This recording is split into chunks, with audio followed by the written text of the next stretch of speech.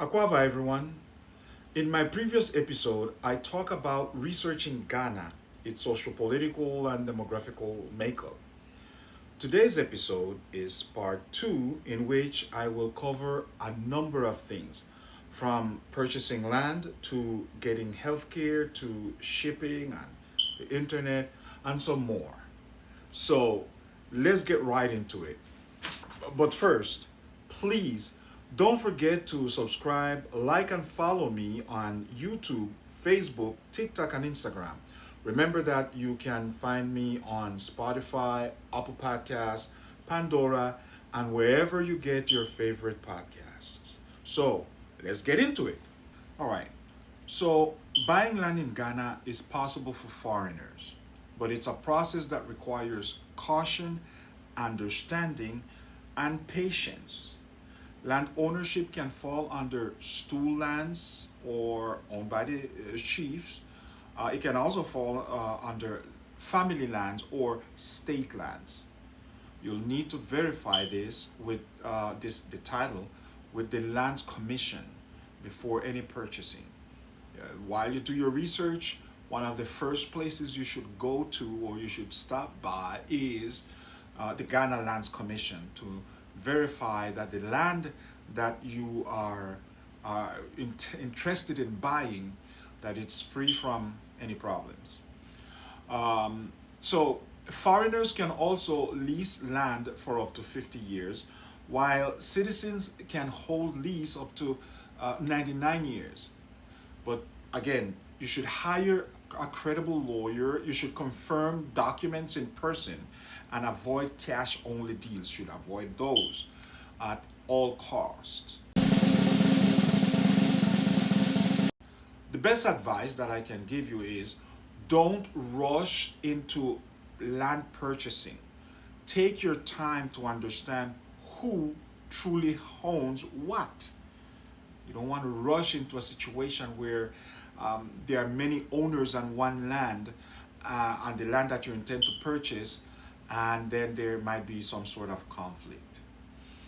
As far as the education system, if you are relocating with children, Ghana's education system is a blend of public and private institution, and you have to try to understand the education system in Ghana because it can be a little bit confusing from what we are used to in the United States.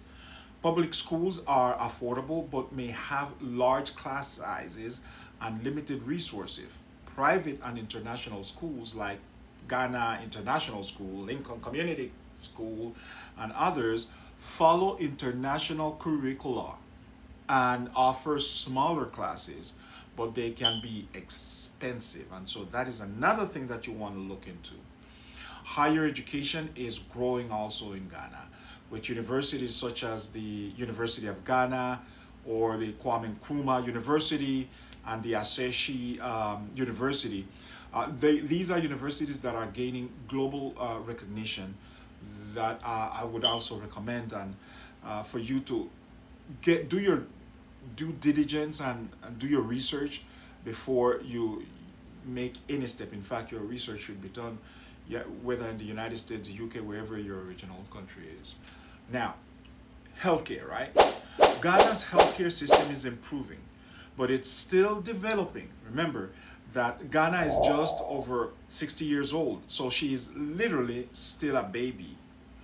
Major cities like Accra and Kumasi have modern hospitals and clinics with well trained professionals, but rural areas may have a little bit or limited access. Okay, so that's another thing that you want to research where you will live. Foreigners are encouraged to get international healthcare insurance that covers private care or evacuation if needed. That's something that you should also look into. For everyday needs, pharmacies are widely available anywhere in Ghana, and local healthcare is relatively affordable compared to Western costs. Very affordable compared to what we are used to in the United States, in the UK, and elsewhere. Now, please don't forget again to subscribe, like, and follow me on YouTube, Facebook, TikTok, and Instagram. And remember that you can find me also on Spotify, Apple Podcasts, Pandora, and wherever it is that you get your favorite podcast. Now we are going to move into the shipping and the mailing process in Ghana. Shipping to Ghana from the United States, from the UK, from the Western world is a topic that deserves its own episode, quite frankly, and I might very well do that. It's an extensive, very delicate if you are shipping constantly to Ghana.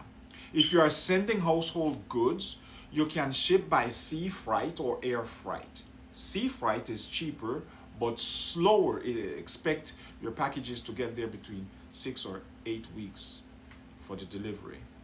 When your container arrives, clearing it through customs can take time, patience, and you'll need a clearing agent also to help you handle the taxes or the fees and the paperwork. As far as mail is concerned, there's not much of a problem. Mail services are available through the Ghana Post and international couriers like DHL and the FedEx. They deliver sometimes on time. It takes 2 weeks, sometimes less than 2 weeks for your packages to get from Ghana to the United States and vice versa. Now, a topic that interests everyone, the internet. In today's world, connectivity, right, is key for everyone, and Ghana is catching up very fast. Cities have reliable internet and reliable providers. There are approximately 2 or 3 major providers in Ghana. You can get mobile data, Wi-Fi routers, or fiber plans at your home, and it's for me it's relatively inexpensive. Electricity is stable, more or less, in most urban areas, though occasional outages known as Dumsor still happen in Ghana. Most people invest in generators, though, or solar backups to stay powered through interruptions that happen with some kind of frequency, I would say. Now, relocating to Ghana is not just about moving, it's about transforming. Every step, research, housing, health or healthcare, land, education, prepares you for more than a physical shift. It's a transformation of the mind as well. And remember, it takes planning, patience, and courage, and a little bit more patience. But the reward is priceless. Trust me on that. A life that feels intentional, connected, and grounded in your heritage.